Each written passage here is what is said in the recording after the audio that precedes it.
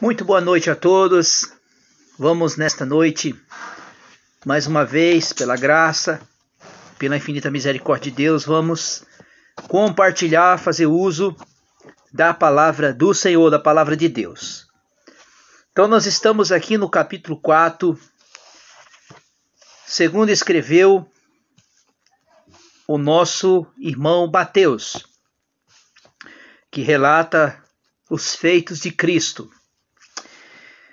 Então, o capítulo 4 até o versículo 11, vamos ter aqui a tentação de Jesus.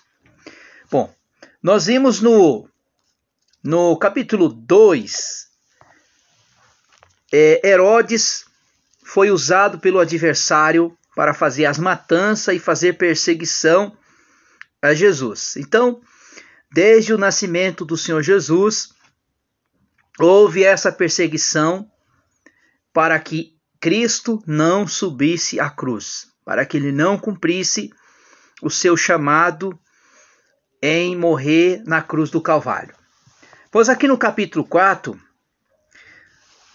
temos aqui 3 lições, o qual o diabo, Satanás, usa da sua astúcia para tentar Jesus, para tentar Cristo.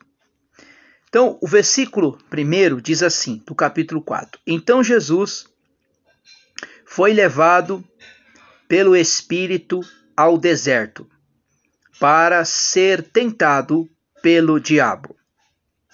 Depois de jejuar 40 dias e 40 noites, sentiu fome. Então, após Jesus ser levado ao Espírito ao deserto, ele teve fome. Né? Como nós cremos que Jesus veio de 2 naturezas, a natureza divina e a natureza humana, como a nossa, mas ele não teve a forma do pecado, agora aqui Jesus, ele teve fome. No que ele teve fome, o diabo usou dessa forma para o tentar. Por quê? Porque o versículo 3 diz assim, E o tentador chegou, quem é o tentador? O adversário, o diabo. E disse, se tu és o Filho de Deus, mande que estas pedras transformem em pão. Bom, primeira coisa, Jesus, o diabo, o adversário, sabia que Jesus é o Filho de Deus. Ele sabia que Jesus é o Filho de Deus. Aí o que Jesus responde no versículo 4.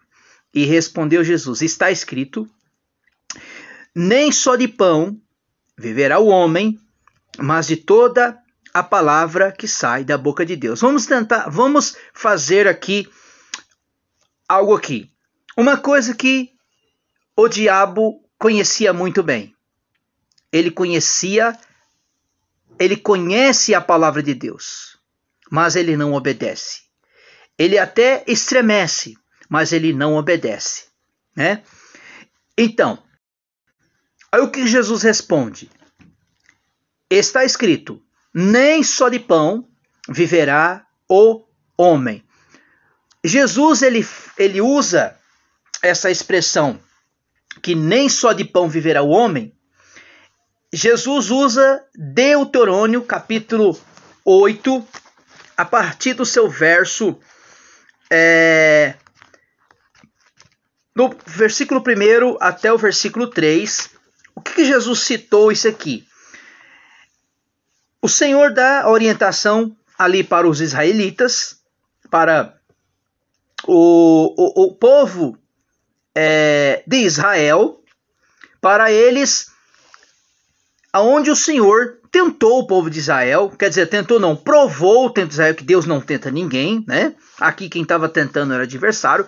Ele provou o povo de Israel, mandou pelo caminho do deserto, deixou o povo ter fome, sustentou com o maná. Aí o versículo 3 diz assim, e ele te afligiu e te deixou ter fome, e depois te sustentou com maná, e que não conheces, que nem teus pais também não conheceram, para entender que não só de pão viverá o homem, mas de toda a palavra que sai da boca de Deus. Então, o que o Senhor falou aqui? Diz assim, olha, ainda que vocês queiram, em toda a vida, viver as regalias, os luxos desta vida, viver só de pão, só de trabalho, aí o Senhor disse, olha, nem só de pão viverá o homem, mas de toda a palavra que sai da boca de Deus. Vamos prosseguindo. Versículo 5. Então o diabo levou a cidade santa e colocou sobre a parte mais alta do templo. Quer dizer, o templo de Salomão, o templo lá em Jerusalém, a cidade santa.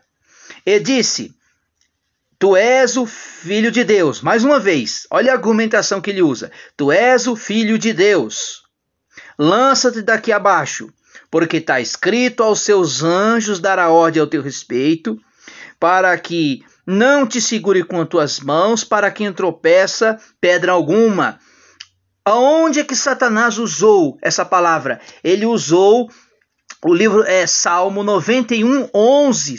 Se vocês quiserem conferir, vai estar escrito aí. Salmo 91, 11. Olha o que Jesus respondeu. E respondeu também, está escrito, não tentarás o Senhor, o teu Deus. Jesus agora arrebate com a própria palavra de Deus, que está em Deuterônio 6,16. Se você pegar do versículo 13 ao versículo 16, você vai encontrar, foi essa argumentação, essa forma que Jesus expressou.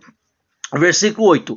Elevou-o novamente o diabo a um monte muito alto e mostrou todos o reino do mundo e o seu esplendor. E disse, tudo isso te darei, se me prostrar-me e adorares. Versículo 10. Então Jesus disse, retira, Satanás, porque está escrito, ao Senhor teu Deus adorarás e só a ele servirá. Então o diabo serviram. Veja aqui que nesse contexto do capítulo 4, primeiro, o tentador chega a ele, por duas vezes aqui, o tentador reconhece Jesus como filho de Deus, como filho do Altíssimo. Então, ele sabia que ele estava tentando.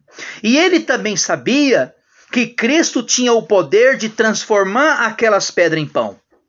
Ele também sabia que ele se lançando abaixo, ele sabia que o ministério de Jesus não seria cumprido. Por quê? Porque o diabo, Satanás, sabia muito bem que Cristo subindo a cruz do Calvário, ele iria cumprir o seu propósito como Filho de Deus encarnado. Então, o diabo, ele nos conhece a mim, conhece você, e ele também é conhecedor da palavra de Deus. Ele conhece a palavra de Deus, mas tem uma coisa que nós devemos prestar atenção nessa passagem bíblica aqui, que nem só de pão viverá o homem, mas de toda a palavra que sai da boca de Deus. Então, veja aqui que ele usa essa expressão, está escrito. Então, nós cremos que a palavra de Deus, ela, como diz lá o apóstolo Pedro, que o Senhor usou os santos homens de Deus, que nenhuma palavra, nenhuma profecia é de autoria própria, mas sim por santos homens de Deus. Então, nós cremos na Bíblia, que é a palavra de Deus. Então, aqui, após a tentação, o Senhor Jesus aqui, ele inicia o seu ministério. Como Jesus nasceu em Belém, depois da perseguição de Herodes, ele foi para o Egito, do Egito ele se estabeleceu na cidade de Nazaré. E agora Jesus ele inicia o seu ministério, conforme os profetas profetizou, principalmente o profeta Isaías, que ele estabeleceria ali na cidade da Galileia, em Cafarnaum. Então olha só, o versículo 12. Quando Jesus soube que João estava preso, voltou para a Galileia. deixou Nazaré e foi morar em Carfanaum, cidade que ficava à beira-mar na região de Zebulon e Naphtali, para que se cumprisse o que foi dito pelo profeta Isaías, o qual está Isaías 9:1.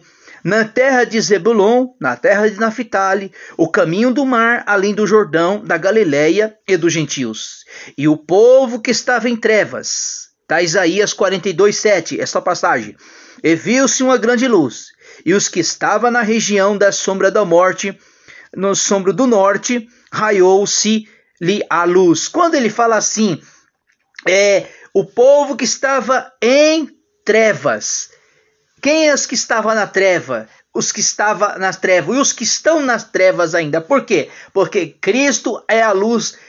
Jesus disse, Ele é a luz do mundo. Versículo 17. Desde então, começou Jesus a pregar. Olha a mensagem que Cristo começa a pregar. Primeira coisa que ele disse que arrependei-vos, pois está próximo o reino de Deus. Versículo 18. Agora aqui ele vai falar dos chamados dos primeiros discípulos. Quem foram os primeiros discípulos? Pedro e André. Pedro e André, eles eram irmãos. Depois foi Tiago e João, né? Que são os filhos de Zebedeu. Andando Jesus junto ao mar da Galileia, viu dois irmãos, Simão, chamado Pedro, e André, que estavam lançando as redes no mar, pois eram pescadores.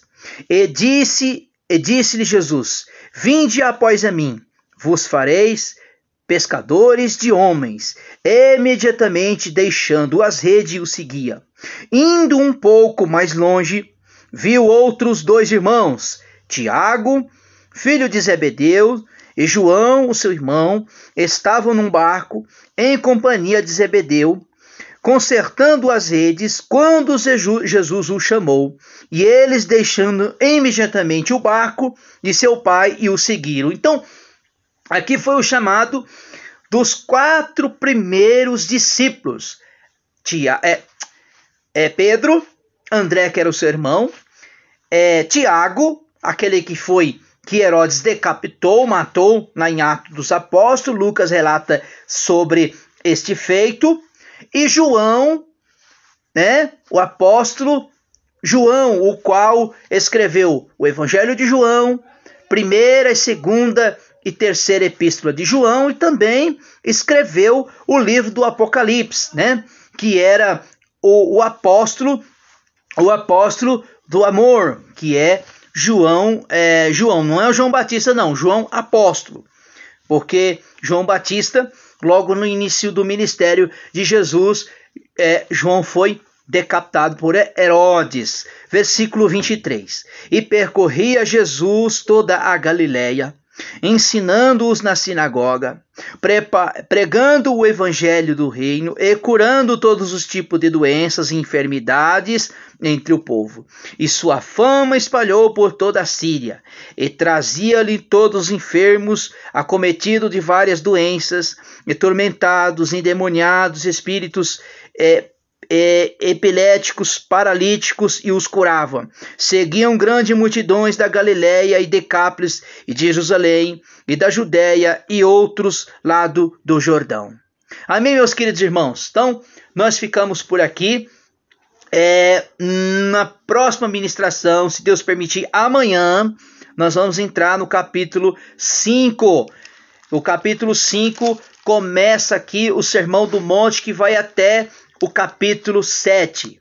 Que Deus os abençoe, em nome de Cristo Jesus, e assim nós vamos ministrando, pregando a palavra de Deus e expondo as Escrituras. Que Deus os abençoe e tenha uma boa noite.